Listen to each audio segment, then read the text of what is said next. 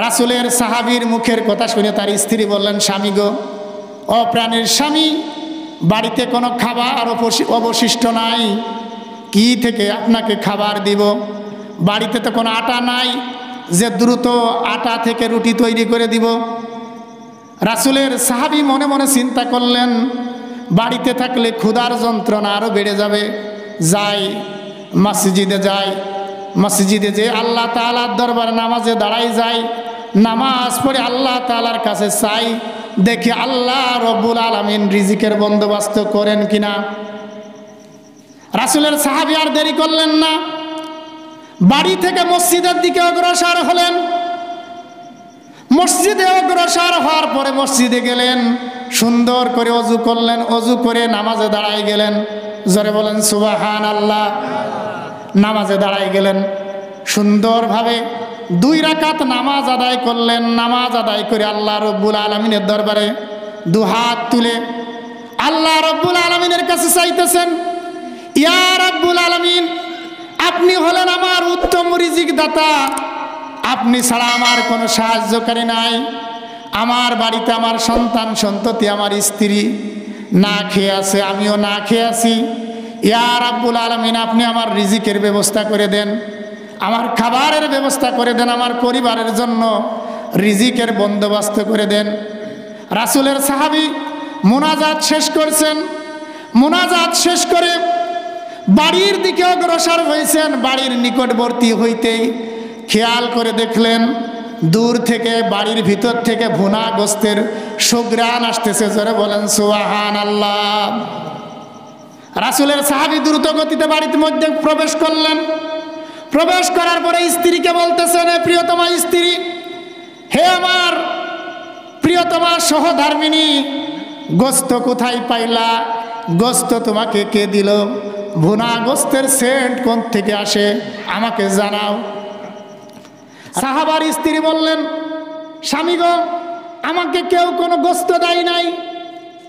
আপনি যখন মসজিদের পানে অগ্রসর হলেন, আমি মনে মনে চিন্তা করলাম, পাশের বাড়িরা যদি এই দৃশ্য দেখে আমাদের বাড়িতে কোনো খাবার নাই, কোনো রিজিক নাই, তাহলে তারা কি মনে করবে?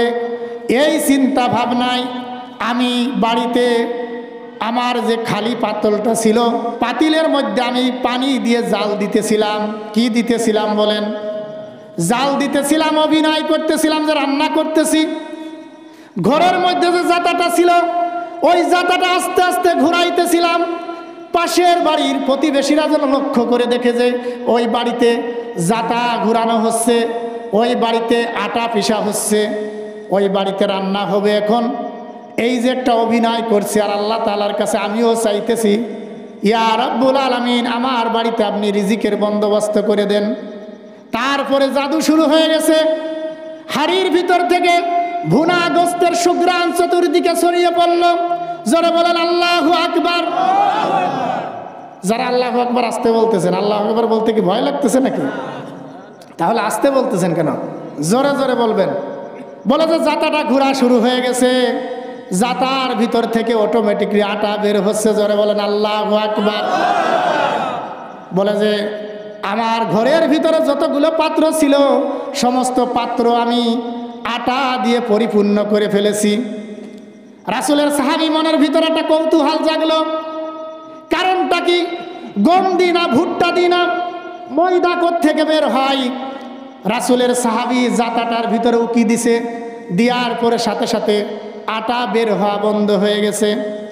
রাসূলের সাহাবী মনে মনে চিন্তা করলেন, এই ঘটনা রাসূলকে জানানো দরকার। কি একটা অলৌকিক ঘটনা আমার বাড়িতে আজকে সংঘটিত হলো। রাসূলের সাহাবী রাসূলের দরবারে গেলেন। দরবারে গিয়ে বললেন, ইয়া রাসূলুল্লাহ, ইয়া হাবিবাল্লাহ, আমার বাড়িতে আজকে এমন একটা অলৌকিক ঘটনা ঘটছে। বলে যে হে আমার সাহাবী, কি ঘটনা ঘটছে আমাকে জানাও।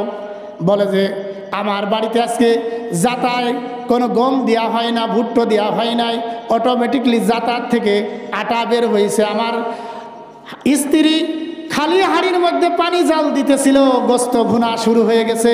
বুঝতে পারলাম না ইয়া রাসূলুল্লাহ।